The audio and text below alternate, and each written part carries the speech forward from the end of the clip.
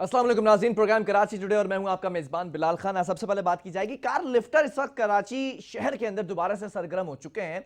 चोरी डकैती की वारदातें होती रहती थी, अब एक अनोखी ये जो चोरी की गई है जामे कराची से, यानी कि कराची यूनिवर्सिटी से कार लिफ्टर गाड़ी ले उड़े हैं और गाड़ी चोरी कर ली गई एजुकेशन डिपार्टमेंट के सामने से। अब इंतजामिया सिक्योरिटी की अगर सूरत हाल की बात कर ली जाए तो कराची यूनिवर्सिटी की बाकायदा बाज़ाब्ता खुद क्या सिक्योरिटी है उस पर भी बात करेंगे। और दूसरी जानिब अगर बात कर ली जाए कि मुबीना टाउन थाने के अंदर ये वाकया इसका मुकदमा दर्ज किया गया है। अब जो एसएचओ मुबीना टाउन है उनकी नींद की तमाम हदूदें, तमाम हदें उबूर कर चुके हैं ये चोर और डकैत। और बहुत सारे मामलात हैं इस मुबीना टाउन की जो डोमेन है इस पुलिस स्टेशन की।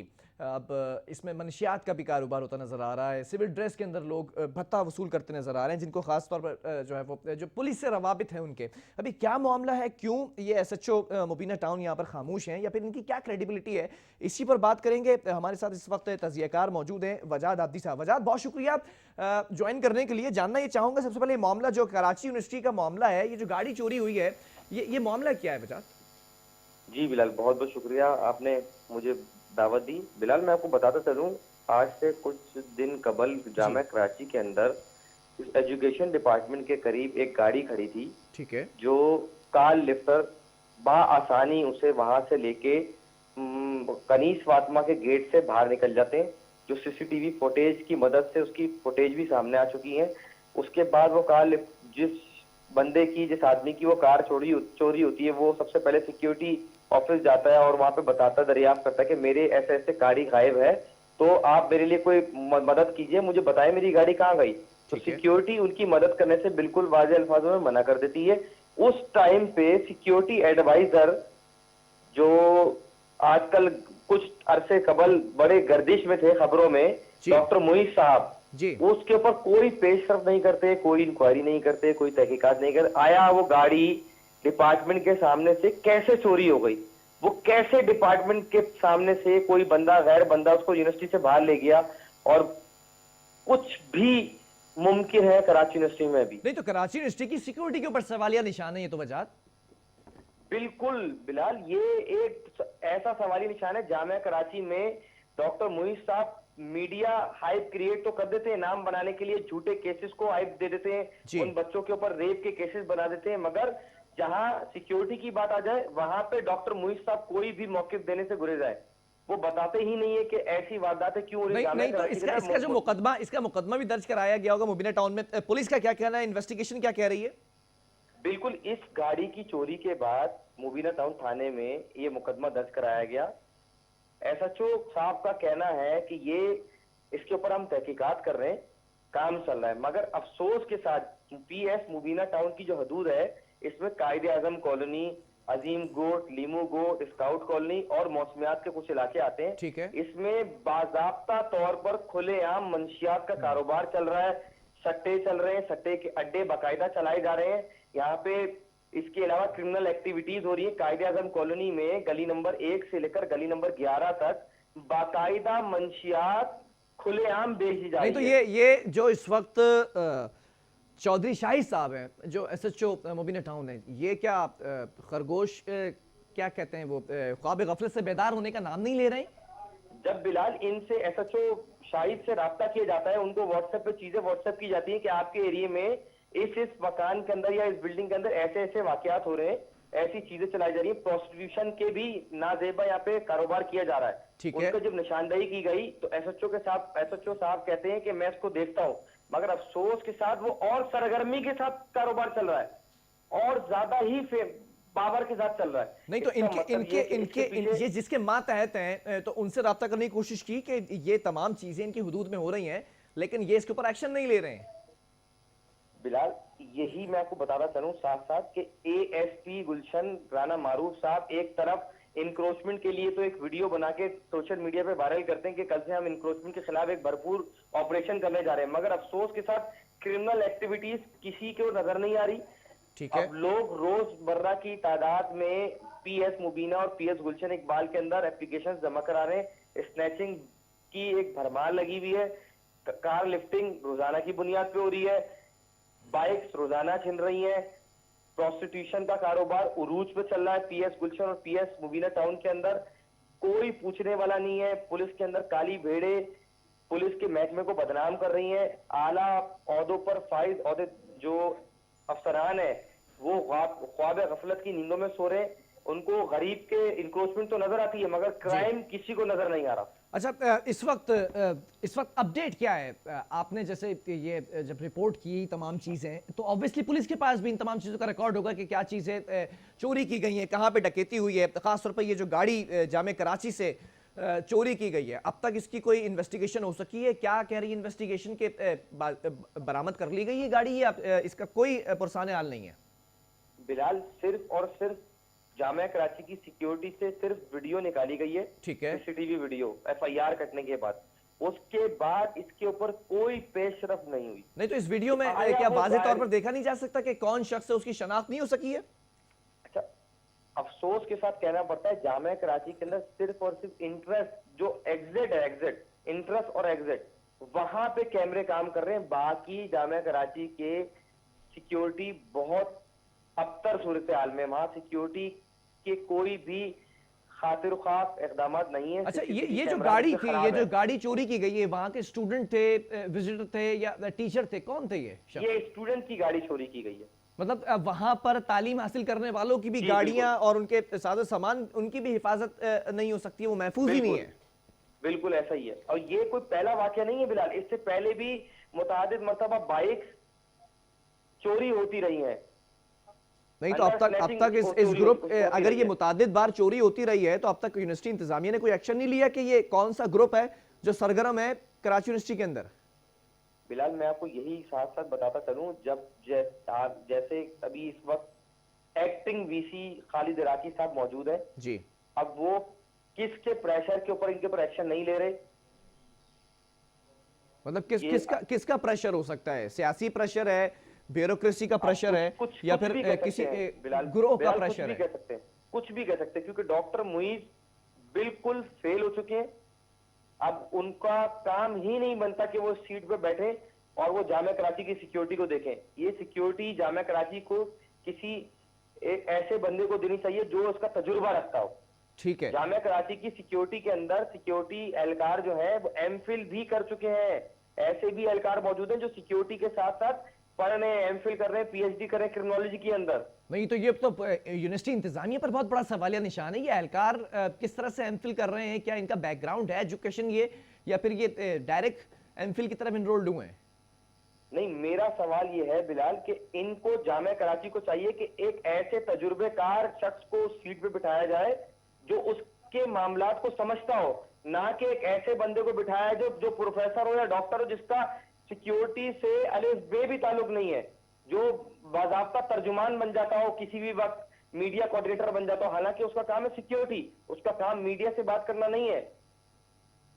जो बंदा सिक्योरिटी सही तरीके से नहीं संभाल सकता वो मीडिया पे आके किस बिहाफ पे आके तर्जुमानी कर रहा है कराची यूनिवर्सिटी की। अच्छा, ये डॉक्टर मुईज साहब के आने के बाद की सिक्योरिटी की सूरत हाल और बिगड़ती नजर आ रही है? ये मामला माजी के भी हैं? बिल्कुल अबतर सूरत हाल है जब से ये आए, बिल्कुल अबतर सूरत हाल। अच्छा, कहीं ऐसा तो नहीं है कि प्लांटेड तौर पर डॉक्टर मुईज के खिलाफ ये इस तरह के ओछे हथकंडे अपनाए जा रहे हो? क्या ऐसा भी तो हो सकता है ना कि कोई कैंपेन चलाई जा रही है उनके खिलाफ?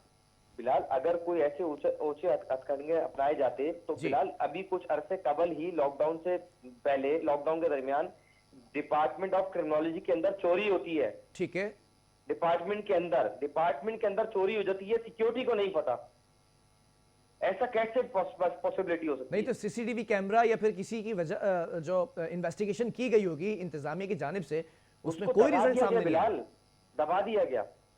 क्यों? वजह क्या है? उसका कोई एंड निकला ही नहीं, उसको दबा दिया गया।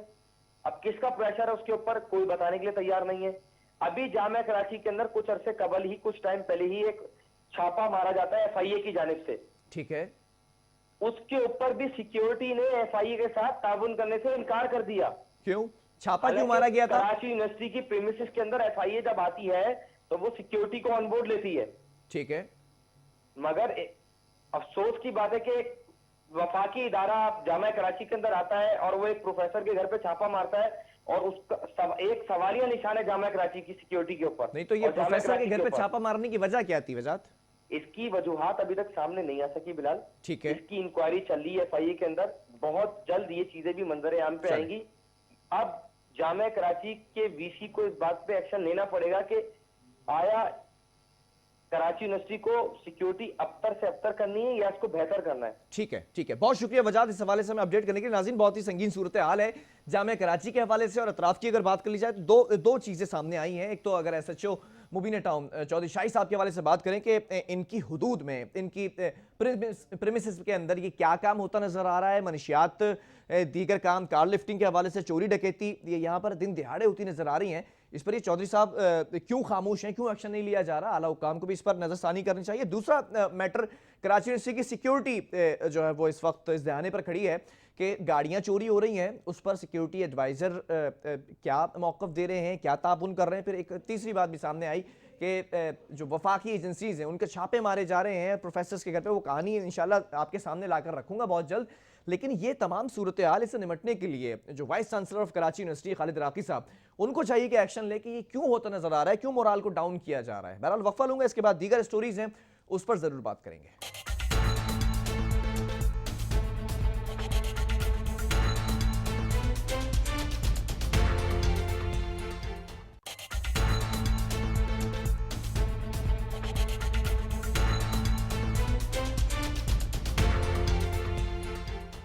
वेलकम बैक नाज़रीन, बात कर लेते हैं सेंसस के हवाले से, मरदमशुमारी के हवाले से। एमक्यूएम ने दोबारा मुतालबा किया है, ये मुतालबात होते रहते हैं हर दौर में। अब ये मुतालबा है कि 2023 से पहले दोबारा मरदमशुमारी होनी चाहिए। अब ये भी कहा गया कि अली जैदी की सरबराही में मरदमशुमारी कमेटी के 5 इजलास हो चुके हैं, अमीनुल हक साहब कहते हैं। और 2017 की मरदमशुमारी मुतनाज़ा रही है। कराची की आबादी को कम दिखाया गया है, कराची की आबादी जितनी दिखाई गई है उससे कई गुना ज़्यादा है। जिसको कम दिखाया गया, वसाइल कम होंगे, मसाइल ज़्यादा होंगे। अब एमक्यूएम के जो रहनुमा हैं वो ये कहते नज़र आ रहे हैं कि इस हुकूमत के जाने से पहले, 23 से पहले आपने दोबारा से सेंसस कराने ताकि कम अज़ कम भी जो आबादी का तनासुब है उसको सही तौर पर दिखाया जाए।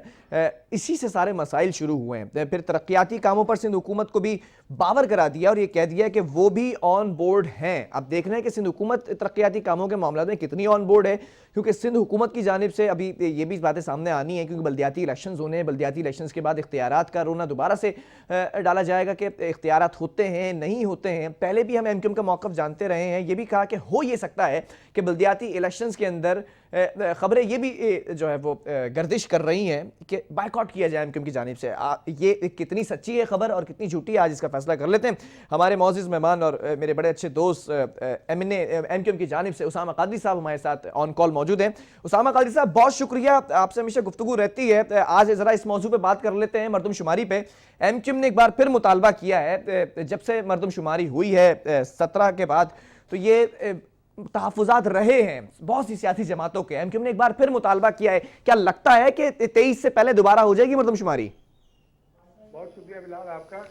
देखिए, मरदमशुमारी जो है जी, ये बदकिस्मती पाकिस्तान की ये रही है कि जब भी मरदमशुमारी हुई है तो खुसूसन सिंध में जो मरदमशुमारी की गई है उस मरदमशुमारी में हमेशा सिंध के शहरों के साथ ज्यादती की गई है। ठीक है। और स्पेशली कराची के साथ ज्यादती की जाती है। इसका बुनियादी मकसद यही समझ में आता है कि आपने सिंध के अंदरून सिंध के लोगों ने अपनी सुपरमेसी जो है वो कराची पर रखनी है, कराची को काबू रखना है और कराची के उस हक को कि जो उसको मिलना चाहिए उसमें उन्होंने उसको जो है उन्होंने उसका हक नहीं देना है। तो और अगर हम तारीख उठाकर देखें कि जो मरदमशुमारी हुई है, एक मरदमशुमारी 70 में गालिबन भुट्टो साहब ने कराई थी जिसमें कराची की आबादी उस वक्त 65 लाख थी, जिसे 35 लाख दिखाया गया था।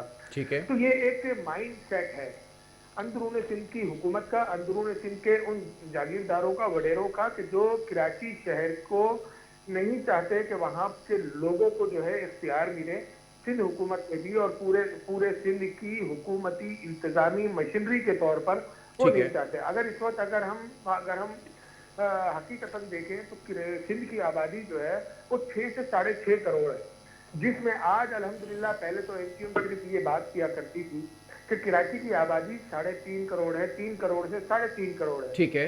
कि जिसे इन्होंने गुज़िश्ता मरदमशुमारी में 1 करोड़ 60 लाख दिखाया है।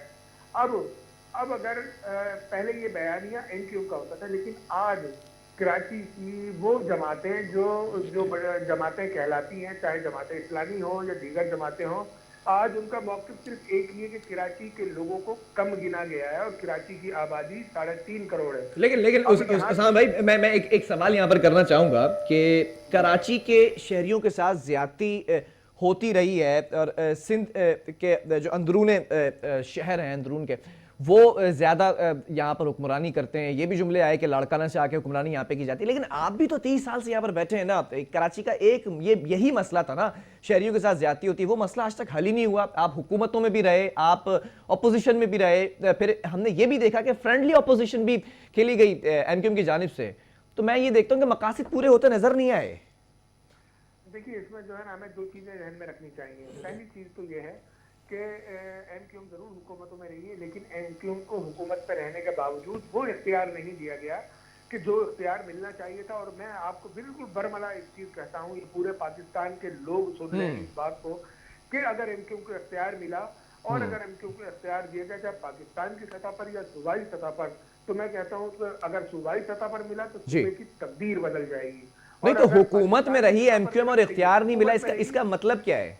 देखिए, हुकूमत को ये मिला कि अगर हम जो है पहली जो है बेनजीर साहिबा की हुकूमत की बात करते हैं, जो 1988 में हम पीपल्स पार्टी को जो है वो लेकर आए थे और उनको वजीर आजम बेनजीर साहिबा को बनाया था। तो उसमें जो है उसमें एमक्यूएम को क्या इख्तियार दिया गया? हुकूमत में हम जरूर शामिल थे, मतलब अच्छा, ये एक और बात सामने आ गई। पीपल्स पार्टी को भी आपने बनाया, फिर मुशर्रफ साहब की हुकूमत में भी आप रहे, फिर उसके बाद पीपल्स पार्टी आई, उसमें भी आप रहे। मुशर्रफ साहब की हुकूमत में आईनी तौर पर हमें जो है वो कोई कॉन्स्टिट्यूशन में तब्दीली के इख्तियारात नहीं थे। ठीक है, वो इख्तियारात जो है आईनी तौर पर जो है सूबाई हुकूमत के पास होते हैं। लेकिन हमें अगर काम करने का इख्तियार मिला तो जमाने ने देखा कि हमने जो है 2005 से लेकर 2010 तक कराची शहर में बेपनाह तरक्की काम किए बिला तख्तीस। ठीक है, न तो हमने नस्ल परस्ती की और न हमने तासुब परस्ती की, बल्कि उन जगहों पर जहां से हमें 2 वोट नहीं मिलते थे, हमने 10-10 किलोमीटर समंदर के अंदर से पानी की लाइन गुजार कर अपने जजीरों में। जब इतना काम किया उसामा साहब, इतना काम किया, तो फिर ये अगर हालिया इलेक्शन की बात कर लेंगे जो गुज़िश्ता अभी हुए हैं, इसमें भी तो फिर आपको वोट पड़ने चाहिए था ना, जब इतना काम किया ऑब्वियसली कराची के लिए। हालिया इलेक्शन 2018 का इलेक्शन हम सबको पता है कि उसमें क्या किया गया। ये वाहिद इलेक्शन था कि जिसमें मुझे नहीं, उसामा भाई, बड़ी मादर के साथ मुझे नहीं पता कि क्या हुआ है क्या नहीं हुआ, आप बता दें। मैं बताता हूँ क्या हुआ। ये वाहिद इलेक्शन था कि जिसमें जो, क्योंकि मैं खुद इलेक्शन लड़ रहा था और दीगर और जमातों के लोग भी लड़ रहे थे, तो इतनी स्मूथ पोलिंग हो रही थी कि किसी भी सियासी जमात के न तो उम्मीदवार को न उसके वर्कर्स को कोई शिकायत हुई। लेकिन जिस वक्त पोलिंग का टाइम खत्म हुआ, उसके बाद जो है जो भी कारसाज इदारे होते हैं, तो उन्होंने जो अपना प्लान किया हुआ था उन्होंने उस पर अमल करा। सर, उसके बावजूद भी आप मेंबर ऑफ नेशनल असेंबली हैं, आपकी हुकूमत के पास वजारतें भी हैं, आप हुकूमत में भी बैठे हुए, फिर भी आप कह रहे हैं कि इलेक्शन फेयर नहीं थे। अगर वजारतें और मुशीरान जो है वो अगर उसमें उनकी तादाद जो है 40 से 45 है, उसमें अगर मेरे 2 नुमाइंदे हैं, तो उसको फिर मुझे कसूरवार भी उतना ही ठहराया जाए ना, कि जो दो नुमाइंदों की बनती है चीज। तो उसमें मैं मतलब आपका हुकूमत में बैठना, उसामा भाई, आपका हुकूमत में बैठना इस बात की यकीन दहानी करा था कि आपने इलेक्शन तस्लीम कर लिया, वरना तो फिर आप अपोजिशन में जाते। देखिए अगर हम अपोजिशन में जाएं तो क्या हम उस इलेक्शन को तस्लीम का मकसद ये होता है कि उस इलेक्शन को तस्लीम नहीं किया? मतलब देखिए ये दो नैरेटिव आपने बता दिए ना। मैं चाहूंगा कि आप अपने वोटर्स को एटलीस्ट ये बात क्लियर करें, बड़ा कंफ्यूजन पैदा कर दी ये बात कि आप हुकूमत में भी हैं और आप इलेक्शंस को तस्लीम भी नहीं कर रहे हैं, फिर वजारतें भी आपके पास हैं, हुकूमत आपकी वफाकी हुकूमत के आप इत्तेहादी भी हैं, दूसरी तरफ आप कह रहे हैं कि हमें तहफ़्फ़ुज़ात भी इलेक्शन पे। ये मामला थोड़ा क्लियर करें। देखिए, इलेक्शन से तहफ़्फ़ुज़ात का मसला जो है ना वो यहाँ तक है कि इलेक्शन जो है, इलेक्शन में जो भी कुछ हुआ जी। वो जो है वो शायद इस हवाले से हमने यूं तस्लीम कर लिया कि हमारे पास इसके अलावा कुछ चारेकार नहीं था। तस्लीम करना या सर नहीं आप करना नहीं, ऑपोजिशन में बल्कि जा हमने सकते थे, आप मजामत कर अपोजिशन सकते थे। में, अपोजिशन में जाने का मतलब ये है कि मैंने इलेक्शन को तस्लीम नहीं किया, ठीक ऐसा है, नहीं है। तो आपने इलेक्शन किया को तस्लीम। करना, सुनिए, इलेक्शन को तस्लीम करना नहीं, मुझे तहफ्फुज़ात कल भी थे, आज भी हाँ। थे, और उसके लिए हमने ये कहा है कि हमारी जो पिटीशन है कोर्टों में पड़ी हुई है जी। कि हमारे 5 MNAs को 300 से लेकर 3000 तक की दोबारा काउंटिंग अगर हाँ। हो तो हमारे 5 MNAs ठीक है। मजीद जीत सकते हैं। ये एक अलग बहस है। अच्छा, लेकिन आपकी इलेक्शन जैसे तस्लीम जैसे एक जुमला मैं बोलूं, इलेक्शन तस्लीम करना या न करना, अपोजिशन में बैठना या न बैठना, ये हाँ। इस बात की दलील नहीं है कि आपके तस्लीम और न तस्लीम करने की बात नहीं, बल्कि इसमें मेन नुक्ता ये है कि जिसने असेंबली का हलफ उठा लिया जी। वो जो है वो उसने इलेक्शन को तस्लीम कर लिया। अब मेरे तहफ्फुज़ात अपनी जगह। अच्छा, मगर जमातों के तहफ्फुज़ात बच्चा होता है ना, नाराज होता है तो पूछा जाता है भाई कि शिकायत किससे है, वालिद से है, वालिदा से है। अब मुझे ये बताएं कि एमक्यूएम को, मैं ये कंफ्यूजन दूर करना चाह रहा हूं क्योंकि मैं बड़ा कंफ्यूज हो गया आपके ये दो नैरेटिव सुन के कि एमक्यूएम को शिकायत किससे है? वफाकी हुकूमत के साथ इत्तेहादी हैं, फिर सिंध हुकूमत के साथ जो बल्दियाती नुमाइंदगान थे उस पर झड़पें चलती रही मेयर के इख्तियारात पर, और अब इलेक्शन को तस्लीम भी नहीं किया गया, तो एमक्यूएम का नैरेटिव किस तरफ है? देखिए, दो चीजें हैं। मैं जी। आपको बताऊं कि सूबाई सतह पर जो है, सूबाई सतह पर यहाँ की अंदरून सिंध की हुक्मरान जमात ने जो ज्यादतियां कर दी हैं इस ठीक शहर है। के साथ और सिंध के दीगर शहरों के साथ, और फिर इसके साथ साथ वो तो वफाक भी नाराज है इनसे। वो सुनिए, मैं वफाक से भी नाराज हूँ, मैं वो भी बता अच्छा, दूं अब आपको। तो मैं आपको ये दो चीजें नहीं, मैं एक जमात की बात कर रहा था, वफाकी जमात की। वफाक से आप किससे नाराज हैं? जो हुक्मरान जमात है उससे? देखिए, विफाक में भी जो है, अगर विफाक ने हमसे जो मुआहदात किए थे, जी। अगर उस पर किसी अमल दरामद नहीं होता तो मेरी नाराजगी तो बनती है। फिर मेरा दो साल तो बनता गुजर है। गए, आपके रहनुमाओं को मैं प्रोग्राम में लेता रहा हूं, और ये आप भी मेरे साथ रहते हैं प्रोग्राम में, तो फिर अलग क्यों नहीं हो जाते जब मुतालबात ही पूरे नहीं किए जा रहे हैं? अगर मेरे अलग होने से या मेरे मुस्ताफी होने से अगर कराची शहर का मसाइल हो जाएंगे, हल हो जाएंगे, तो खुदा की कसम एमक्यू के तमाम MNAs, तमाम MPs, ये वाहिद जमात होगी जी। कि जो 10 मिनट के नोटिस के ऊपर जो है अपनी जो भी हमारे पास असेंबलीज हैं, नुमाइंदगी है, हम उससे मुस्ताफी हो जाएंगे। सिर्फ चलें, ये तो बड़ा वैलिड पॉइंट आ गया, लेकिन मैं ये जानना चाहूंगा आपकी नाराजगी किससे है इलेक्शन फेयर ना होने की वजह से? देखिए, इलेक्शन फेयर नहीं हुए, यहाँ पर जो है कोई मल्टीपल जो है मसाइल है। मल्टीपल मसाइल से मतलब ये है कि मर्दमशुमारी में शहर के साथ ज्यादती की गई, इख्तियारात देने के नहीं, तो मर्दमशुमारी भी तो हुई है, तो नाराजगी किससे आपकी? नाराज किससे हैं आप? देखिए, नाराजगी के लिए अब अगर जो उसके जिम्मेदार हैं, जिन्होंने इसमें मैनिपुलेशन की है, हम उनसे नाराज हैं। किससे? चाहे वो वफाक के लोग हों, हाँ। चाहे वो, और इसको लेकर हम सुप्रीम कोर्ट में भी गए हुए हैं। तो फिर मर्दमशुमारी करवानी किसने? मर्दमशुमारी वफाकी हुकूमत के इदारों का काम है, लेकिन मैं आपको एक चीज और बता दूं अपना बिलाल भाई, एक चीज ध्यान में रख लीजिएगा जी कि मुझे और आपको नस्ल परस्ती और तासुब परस्ती तो आती नहीं है। नस्ल परस्ती और तासुब परस्ती तो वो है कि जो अंदरून सिंध के लोग करते हैं, चाहे वो किसी जगह पर बैठे हों, चाहे वो किसी मकाम पर हों, लेकिन उनके अंदर ये जो खबासत है, ये उन्होंने इनके तमाम तर लीडरान ने उनके अंदर कूट कूट कर भर दी है।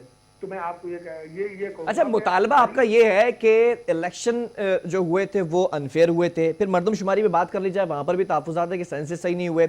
अब पीपल्स पार्टी का या सिंध हुकूमत का मौक़िफ़ भी यही है कि उनके भी तहफ्फुज़ात सेंसस पर हैं, आपके भी तहफ्फुज़ात सेंसस पर हैं, तो दोनों इकट्ठा खड़े हो जाएं। फिर वफाक से अगर नाराजगी है तो इनकी सिंध हुकूमत की भी है, तो इस मामले में तो आप सिंध हुकूमत के साथ हुए ना फिर?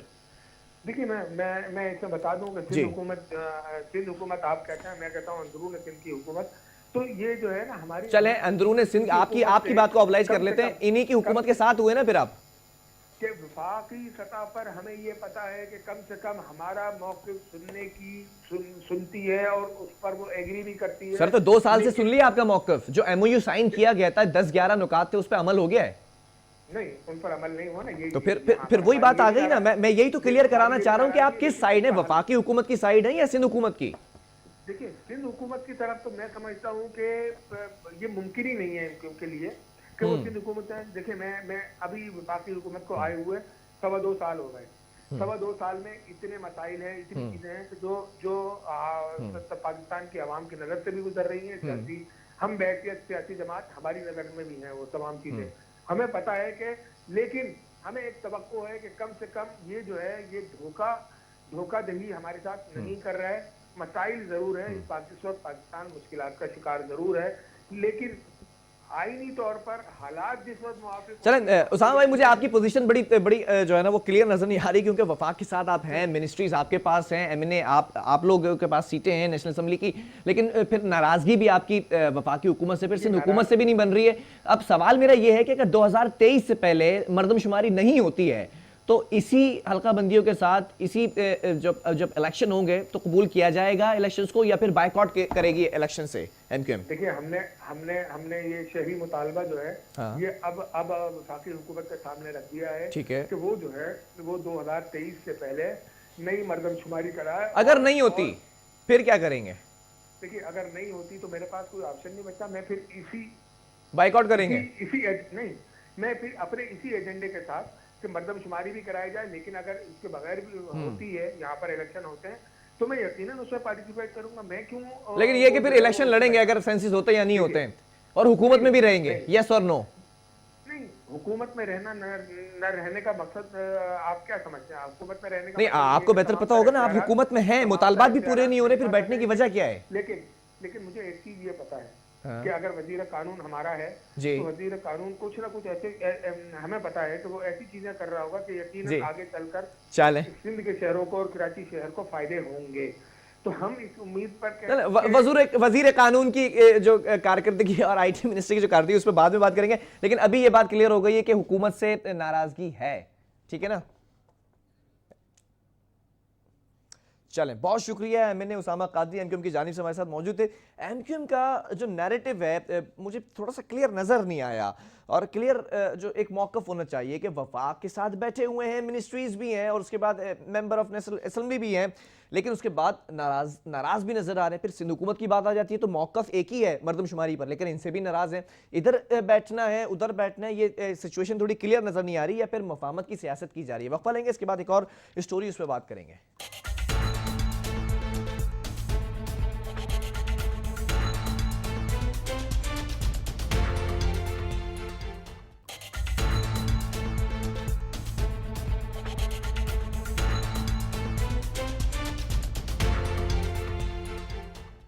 वेलकम बैक नाज़रीन। बात कर लेते हैं कुछ कोरोना वायरस के हवाले से। दूसरी लहर तेजी से और बढ़ती नजर आ रही है, और 2 माह के बाद मस्बत केसेस की शरह में 4% इजाफा हुआ है। 4% से ज़ायद ये शरह बढ़ चुकी है। अब ये शरह क्यों बढ़ती चली जा रही है? दूसरी लहर की प्रेडिक्शन कर दी थी हमने प्रोग्राम के अंदर, इस बात को भी डिस्कस किया था कि दूसरी लहर आएगी और फिर उसके बाद तेज़ी से केसेस रिपोर्ट होंगे। तो अब ये रिपोर्ट होना शुरू हो चुके हैं केसेस। अब इसको कैसे इनसे निपटा जाएगा और क्या सूरत हाल हो सकती है? मौसम भी तब्दील हो चुका है।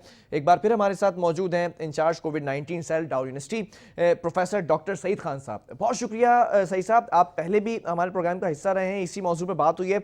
अब ये कुछ लॉकडाउन की सूरत हाल भी देखी जा रही है। गालिबन ये भी कहा जा रहा है कि नवंबर के महीने में सख्ती की जाएगी लॉकडाउन के अंदर, और ये लहर तेजी से बढ़ती चली जा रही है। अभी आपके पास क्या जो है वो नंबर्स हैं, अगर मैं उस पर बात करूं स्टैट्स पे, कि इस वक्त कितनी तेजी से ये दूसरी लहर जो है वो फैल रही है या फिर असरअंदाज हो रही है? जी, अस्सलाम वालेकुम। सबसे पहले तो आपका बहुत शुक्रिया कि आपने इस अहम मौजू पे आपने मदऊ किया। जी सर, आपसे पहले भी बात हुई थी और वो जिस खदशे का हम इजहार कर रहे थे कि जैसे जैसे वक्त गुजरता जाएगा, ये सेकंड लहर में जो केसेस के नंबर है वो जल्दी से बढ़ते चले जाएंगे, और यही हो रहा है क्योंकि SOPs पे अमल जो है बिल्कुल कम हो गया है, या कुछ जगहों पे तो ना होने के बराबर है।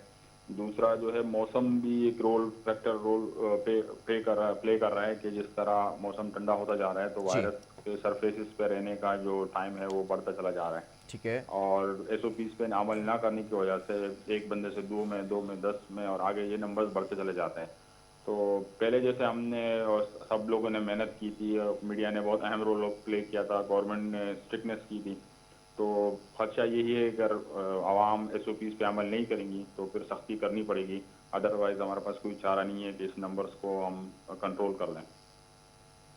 नहीं, अब आप क्या इस पर समझते हैं कि ये जो दूसरी लहर है, जैसे पहली सिचुएशन थी, लॉकडाउन भी सख्त था और वेंट पर भी लोग चले जाते थे और आइसोलेशन वार्ड्स भी भर चुके थे, जगहें मौजूद नहीं थी, इस बार भी क्या यही सिचुएशन होगी? उतनी ज़्यादा इंशाल्लाह नहीं होगी, लेकिन अगर आवाम कोऑपरेट नहीं करेंगी तो जाहिर बात है कि वायरस तो किसी चीज़ का लिहाज नहीं करेगा, वायरस फैलता जाएगा। लेकिन क्योंकि इम्यूनिटी जो है काफ़ी लोगों में आ चुकी है, लोग इन्फेक्ट हो चुके हैं, तो मतलब इम्कान यही है कि उतनी ज़्यादा तो ना होगी, लेकिन फिर भी इतना लोड होगा कि हॉस्पिटल्स में हमारी कैपेसिटी ऑलरेडी कम है, बहुत कम है ना, जो आईसीयू और उसकी जो बेड्स है वो इतने ज़्यादा नहीं है कि अगर नंबर बहुत ज़्यादा बढ़ जाए तो वो अकोमोडेशन जो है उनके लिए मुश्किल हो जाएगा। तो इससे बेहतर है, इससे पहले बेहतर है कि हम इसको कंट्रोल करना है और बात वहाँ तक ना पहुँचे। अच्छा, ये केसेस बढ़ने की वजह क्या है? अगर इंटरनेशनली बात कर ली जाए तो यूरोप के अंदर भी, स्पेशली अगर मैनचेस्टर की बात की जाए, तो वहाँ पे दोबारा से लॉकडाउन हो चुका है और यूरोप भर के अंदर ये ऑन एंड ऑफ लॉकडाउन चल रहे हैं। अगर पाकिस्तान की बात की जाए तो यहाँ पे दोबारा जो लहर आई है, इसकी वजह क्या है? बुनियादी वजह ये है कि कांटेक्ट ट्रेसिंग जब तक आप कर सकते हैं और जो पॉजिटिव लोग हैं उनको आप अलग करें, उनके सामने जो सेंसिटिव लोग हैं वो सामने ना आए, तो वायरस नहीं फैलेगा। लेकिन अच्छा, लेकिन अभी तो मैं ये देख रहा हूँ कि खास तौर पर टेलीविजन पर भी जो कॉन्फ्रेंसेस दिखाई जा रही हैं, प्रेस ब्रीफिंग दिखाई जा रही है, उसमें भी अब बड़ी माजरत के साथ अब हाथ मिला रहे हैं, गले मिल रहे हैं, सोशल डिस्टेंसिंग का भी ख्याल नहीं रख रहे। तो क्या ये बुनियादी वजह हो सकती है केसेस बढ़ने की?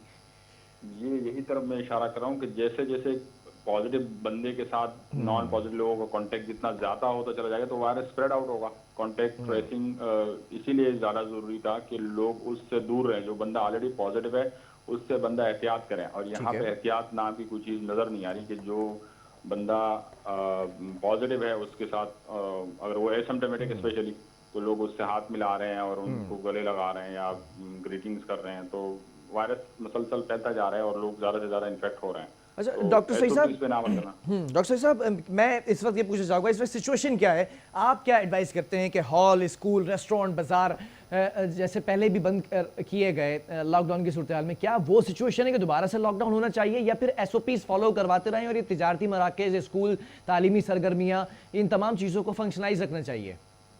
मतलब किसी चीज को बंद करना मसले का दायमी हल नहीं है। ठीक है, हल यही है कि हम एहतियात करें जी, और जिंदगी रवा दवा भी रहे और वायरस भी ना फैले। आइडियल सिचुएशन ये है, क्योंकि जब भी कोई चीज बंद होती है तो अगेन कभी ना कभी तो खुलना है। ठीक है। अगर जितना ज्यादा देर तक हम बंद रखेंगे जिसका बड़ा लॉस होगा, तो उससे बेहतर यही है कि SOPs पे अमल करें, नंबर ऑफ वायरसेस और ट्रांसमिशन उसको कंट्रोल करें और जिंदगी भी रवा दवा रहती रहे और हम भी जो है। अच्छा, ये जो टाइमिंग, वक्त का तयन किया जाता है कि 10 बजे के बाद मार्केट्स बंद रहेंगी, 10 बजे के बाद चहल पहल नहीं होगी, तो ये लॉजिकली मुझे थोड़ा सा समझने में प्रॉब्लम हो रही है कि एक टाइम का, एक वक्त का जो तयन किया जाता है कि 10 बजे के बाद अगर आप निकलेंगे तो ज़्यादा इफेक्ट होगा क्या? या फिर ये वक्त की लिमिट क्यों रखी जाती है? या तो बंद कर दीजिए या तो फिर मार्केट्स को SOPs के साथ खोल दीजिए।